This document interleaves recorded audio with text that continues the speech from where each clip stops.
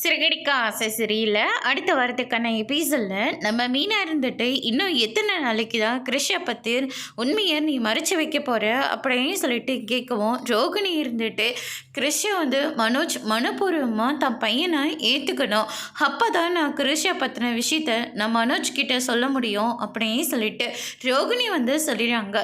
அதான் உன் புருஷனும் நம்ம கிருஷும் தனித்தனியாக தானே இருக்காங்க, அப்போ எப்படி அவர் கிருஷை ஏற்றுப்பாரு அப்படின்னு சொல்லிட்டு கேட்கவும் ரோகிணியோட கிறிஷோட அம்மா உயிரோடு இருக்கிற வரைக்கும் யாருமே ஏற்றுக்க மாட்டாங்க அப்படின்னு சொல்லிட்டு ரோகிணி சொன்ன உடனே மீனா ரொம்பவே கோவப்பட்டு இந்த அம்மான்ற கதையை கற்பனையில் உருவாக்குனதானே, அந்த அம்மா இருந்தா என்ன செத்தா என்ன அப்படின்ற மாதிரி நம்ம மீனா சொன்ன உடனே நல்ல ஐடியா கொடுத்துருக்கீங்க மீனா, இந்த கற்பனையில் தானே இந்த அம்மா உருவாக்குச்சு, அதனால் அவங்க அம்மா இறந்து போயிட்டு தான் சொல்லி கிருஷ்ண நம்ம வீட்டுக்கு கூப்பிட்டுக்கலாம் அப்படின்னு சொல்லிட்டு ரோகிணி பிளான் போடுறாங்க.